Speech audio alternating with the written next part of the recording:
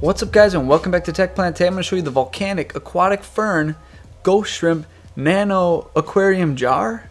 Something like that. Let's check it out. So we eat a lot of kimchi in my household, and usually we buy it by the gallon. So I've got these giant glass gallon jars that I've been just dying to make something awesome out of.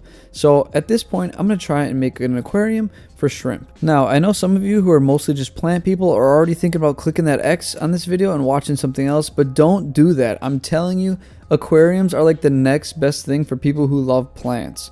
There are a million aquatic plants out there, and the best part is you can build this wonderful place with plants and decorate it, and then have little inhabitants live in there and enjoy what you created. And that's what I love about making shrimp tanks, because it's just so much fun to decorate with plants and then let the little shrimp live in there and just enjoy their new home. My favorite thing about these nano tanks is they're rather easy and cheap to set up. So for some of you people who are mostly plant people and kind of afraid of aquariums because they seem complex or very difficult, they're actually really easy as long as you plant them heavily and get an air pump in there or a sponge filter. That's really all it takes.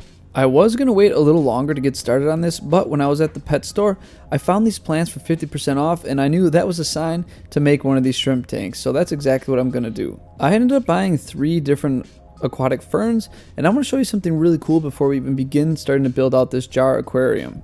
Aquatic ferns are really awesome in the way that they reproduce. Usually they start to spawn like a small little fern on the actual leaves, so it's really easy to propagate these, and they spread really quickly. So here's an instance of the fern trying to reproduce. At the moment, you can see it's just like a little green ball with 2 roots, but eventually that ball will turn into more of a fern-like plant with leaves sprouting, and then it will break off and float somewhere and become its own new fern. And I really like that about the aquatic ferns. I think it's really awesome, and it's just a neat aspect to them. For the hardscape, I'm just going to use black lava stone.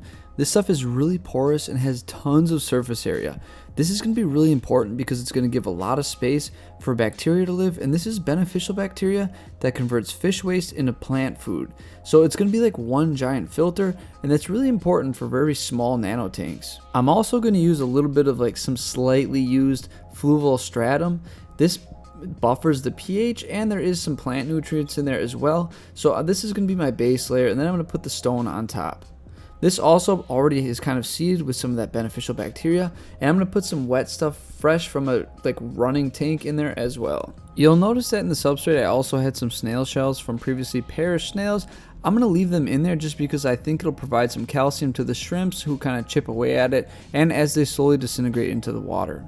That little bucket of wet stuff that I just poured in is straight from a tank that's already cycled and running. I just want to get a good start with a bunch of beneficial bacteria, and by dumping and adding that in there, it'll help out a lot. And there are a few volcanic rock stones that I've had in there for a while just to try and get that beneficial bacteria started. That way the tank can cycle.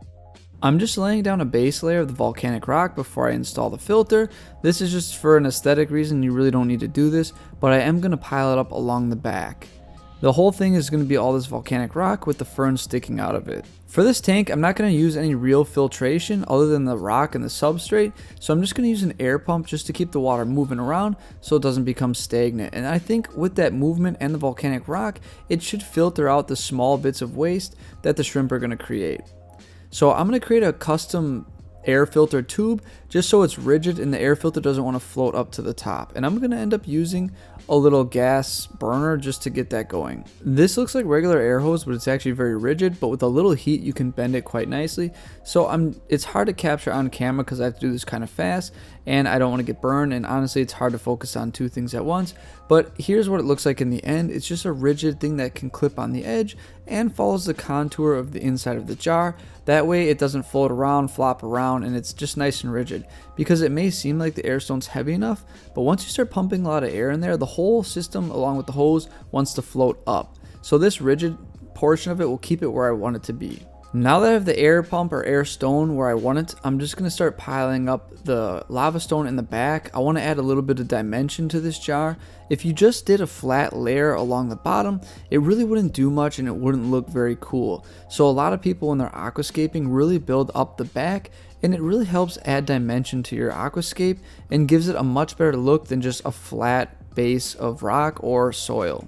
For the most part, this is a pretty simple scape because it is a small jar. I mean, it's nothing crazy or incredible, but once I get my sort of desired look here, I'm going to start removing some of the lava rocks so I can make place for the plants.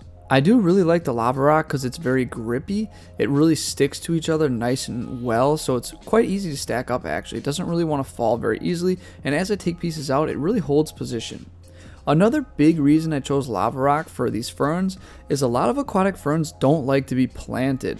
Their rhizomes should just kind of be out in the open, not floating but not buried either. So the lava stone will allow the rhizomes to get plenty of water flow and air and everything else, and it shouldn't suffer too much because it's not quite buried. It's just sort of like pinched between the lava stone, so I think it's going to work well together. The first and the largest fern that I'm going to put in the very back to really cover up the air hose is going to be the Bulbitis heteroclita. I probably butchered that name, but you can look it up and I'll put the name in the description. This one's quite big and bushy, so it's really going to cover the air hose nicely, and I think it's going to be good as the centerpiece. I want to use the more long, narrow type ferns on the left and right, so the second one we're going to be putting in is the Microsorium pteropus. Again, butchering the names, but it should be on screen for you if you want to look it up. Do take note one more time that I'm not burying this all the way down in the substrate. I'm simply pinching it between two rocks. Again, these Java ferns really don't do well when you bury the rhizomes, so you want to leave them either attached to a stick or a rock, but you don't want to bury them. So I'm not, and I'm just using the lava stone just to secure it in place so it doesn't blow around in there once I activate the air stone. This third fern I'm putting over on the left side is also a Microsorium pteropus, but this one is the narrow leaf form, and you can see it is quite different than the other one, but they are still the same species, just slightly different. You can also see quite clearly from this angle that I'm not burying it, and I'm just using the rocks to secure it a little easier, and that's all. So the rhizome has plenty of space to breathe, see light, and spread. I've got some random Java fern in one of my other fish tanks I've showed on this channel maybe a year and a half ago, so I just took some out of that tank and I'm going to throw it in here. I'm not sure what the exact species is again, I just know it's some kind of Java fern. They've always stayed quite small and compact, maybe it's my growing conditions, I don't know, but I hope they do stay nice and small because they're going to be really good in the foreground of this fish tank. I'm adding some up very close to the front of the glass just to add some more depth. Again, with these nano tanks, you really have to scape and position your plants well. That way you can give the tank a much bigger feel with the way you position plants. So I'm kind of positioning them in layers from front to back just to give it some depth. Alright, so here's the final scape before I add any water. I did really love working with this lava stone. It's so easy to stack and so easy to position plants. With other stuff I've used, the plants always fall out, they fall over, and they just aren't held down well by the substrate, but this stuff was a dream come true. Now I'm going to add some water to it in preparation for the shrimp, and they're going to be the star of this show. I'm really happy because the place I bought it from uses well water, and it's the same stuff I'm using, so the pH, the hardness, everything is almost exactly the same, so they shouldn't have a hard time adapting to my water conditions. I did drip acclimate these guys to my water, but again, I don't even know how real necessary it is because our water is almost the same. But anyways, here we go. We're going to release them in here and see how they like their new home. Only about 30 seconds after being released into their new home, they already started grazing and looking for food. You can see all the tiny bubbles in this thing and all the turbulence, and I really like that. I think these shrimp are going to enjoy that there's some motion in the water.